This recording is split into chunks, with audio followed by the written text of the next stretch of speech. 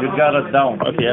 We're going to learn tonight a topic that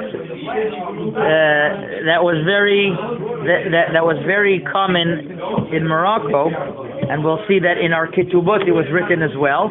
But it's very interesting, and it's very interesting how many different applications this comes to, halacha lima'aseh, and as well to be miyashev the minhag. The Gemara tells us, the Torah tells us, there's a pasuk in Parashat in Parashat Kedoshim, lo tenachashu velo te'onenu. You shouldn't make omens, the way it's translated. You shouldn't make omens, and you shouldn't make all types of sorcery. You shouldn't make all types of sorcery.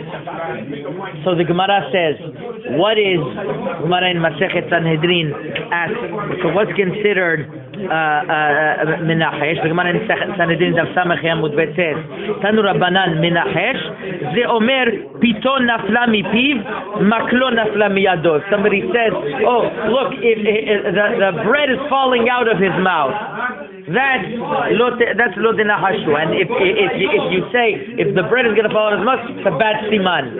Or if this person is going to have the stick fall from his hand, that's again a bad siman. Or the Gemara says, let's say somebody says, I don't want the person to collect money for taxes for the shul membership. I don't want him to come to me first. That's a bad siman. That's a bad omen. Or not to come with Shabbat, which is the beginning of the week. It's a bad omen. Tell him to start with someone else. So, exactly. So if a black cat sees what I'm going to see, I'm going to have a bad day. Says the Gemara, anybody who does that he violates the prohibition of lo tenachashu velo te'onenu. So the question is like this. I have over here in this sefer that I got from a dear friend of mine, Rabbi David Perez, who's a rabbi in Caracas, in Venezuela, and he printed a sefer on Hilchot Ketubot. In the back, he has the Ketubah of Rabbi Yitzhak ben Walid in his second marriage. This is how it looks. And on top of his ketubah, and not his ketubah only, but many ketubah. I have at home a file with 200-300 ketubot, old Moroccan ketubot, many of them written by your grandfather, I told you, behind David ben Shushan in Casablanca. And on top they have pesukim, right? Besimanatava ubemazda layaya ubenachasha me'alya. You ever saw that? Ubenachasha me'alya with good nachash. Ubeshat rason beracha revacha ve'atzlacha. So it's brought down in this sefer Torah Zahav from a question of his father-in-law. A question of his father-in-law, Rabbi Avraham Amar, Shlita Hashem should give him refuah shelema. He's very big Talmid Chacham in Eretz Yisrael. He's not feeling well, and he asked the following question: how in the ketubah could you write v'nachasha me'alya? It says lo tenachashu v'lo te'onenu. You're saying it should be a good omen. You're not allowed to deal with omens. How could that be? That's the question. A good question, no? Very good. So there's many different answers that one can say, but I wanted to tell you an answer based on the Gemara in Masechet Sanhedrin, Daf Chulin, Daf Sadi He Amud Bet. The Gemara in Chulin tells us the story of Rav who was on his way to a party, and the Gemara is discussing the sugya of what happens if you have meat, basar shenit'alem min ha'ayin, meat that you don't see for a while, so we're afraid that this meat they might have switched with non-kosher meat. That's what the Gemara is discussing over there. Basar shenit'alem min ha'ayin. So the Gemara says that the Rav, he was going on his way to this party, and he saw that a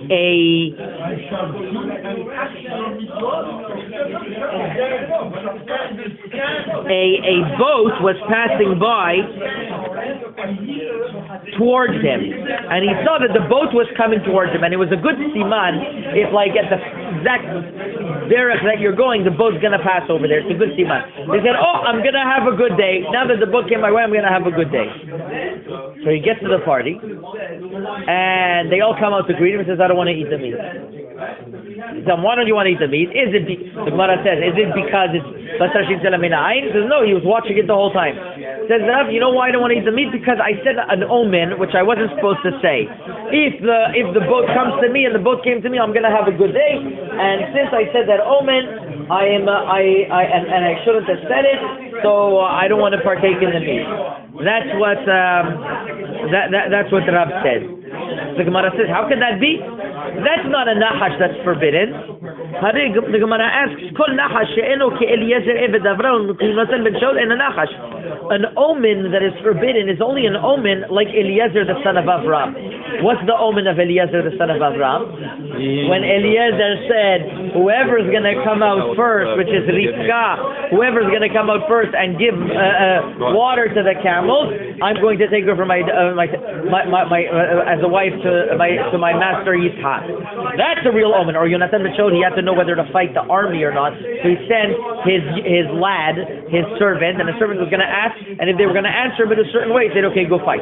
That's an omen. But this wasn't an omen. He was just speaking like that, the Gemara asked. Rambam, in Hilchot Avodah Zarah, is posek. What a nahash if you say, if this happens, I'm going to do this. And the Rambam brings,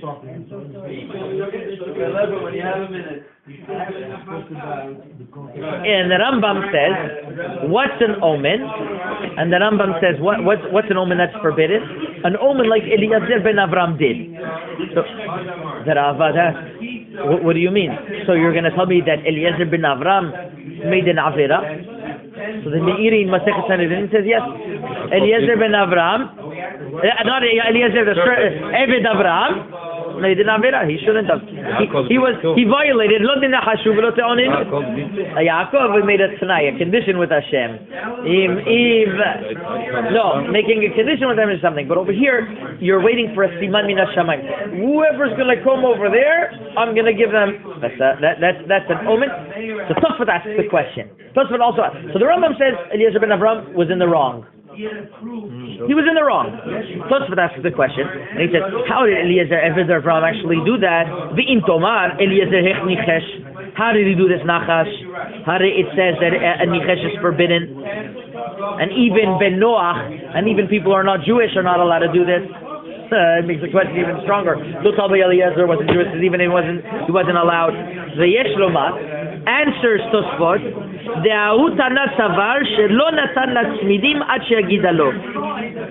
the Gemara understood that he actually didn't give her the golden bracelets until she told him, I am the daughter of Bituel. Then he saw that she's from the right family, then he acted upon it.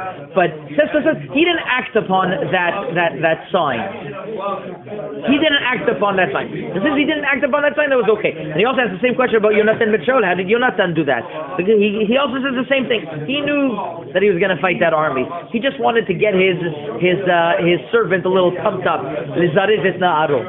But what does Tosfot seem to imply? That only if you act upon the omen, that's when the Isur Lotin Nahashu is applicable. But if you don't act, so Rambam could have held that, okay, he acted upon the omen, it's forbidden. But Tosfot says he didn't act upon the omen. But if you would act upon the omen, it would be forbidden. But if you don't act upon the omen, it seems to be there's not a problem. What's the example of the Gemara? I'm sorry? What the example of the Gemara has to do with that? No, the Gemara...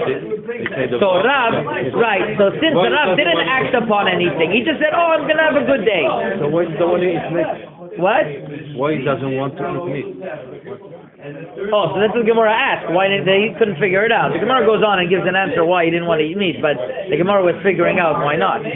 So the maskana. So I was thinking, according to this Tosfot, we can understand why in all our ketubot there's no prohibition of lote nachashu velote onenu. Why is there no prohibition? Because all you are doing is that you are saying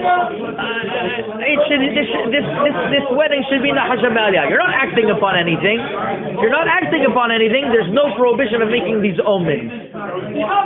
Okay, that's to explain why there's no prohibition. And I saw also Rabbi David Peretz, he says also like this, one of his answers is that it's okay because it's based on this logic. But it still doesn't explain everything fully. Okay, I understand. That's why maybe there's no prohibition. But that's the best language to use, a language that is written in the Torah. You have to, out of all languages, use that language.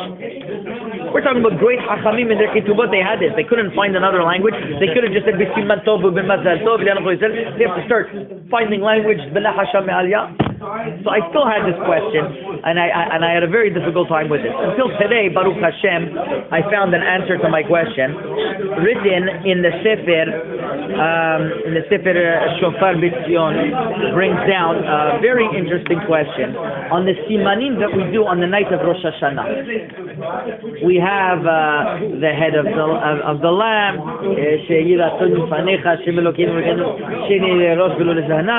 We have the apple with honey. So ask the Shala Kadosh. He doesn't understand.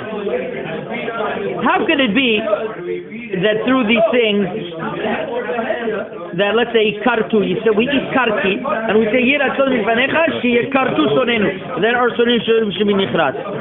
Maybe it's the opposite. Maybe it's going to happen that we're nichrat. Haz v'shalom. How do we know that the karti is going to be that it's going to be nichrat? So the Shala Kadosh says all these simanim, what they do is that they are there in order so that we be mitorer, that we arouse ourselves to tefillah. Put it on pause. We arouse ourselves to tefillah. Sorry, you were speaking. So the Shla says it's like a tefillah that you give to Hashem, and this tefillah you say, Hashem, please answer my tefillot.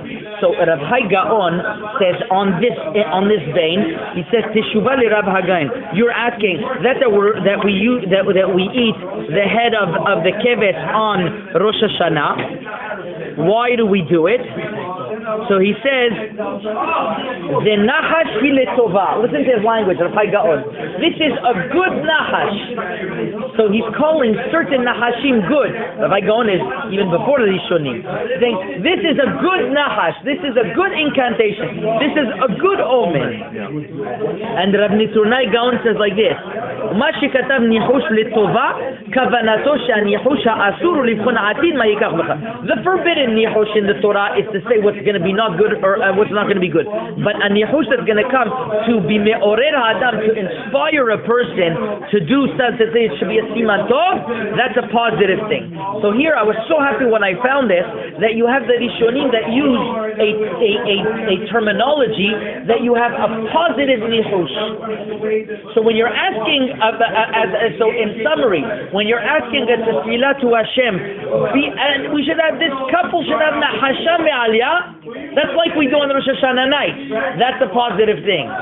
But when you are saying a nahush that if this happens, it's going to be negative, that's going to be no good. So now Baruch Hashem, we were zocheh to be miyashev the minhag in Morocco. Why? It says in the ketubah ubenahasha me'aliyah, and the answer is because you are not saying that this and this is going to happen. You're not going to build on that if this happens, I'm going to do this. And not only that, we found in Rav Hai Gaon tonight, isn't it? We found in Rav Hai Gaon that like on the Simanim Rosh Hashanah, they call it nihush letova. When you're asking a tefillah for Hashem, they say it's not only that it's not forbidden, but it's a positive thing.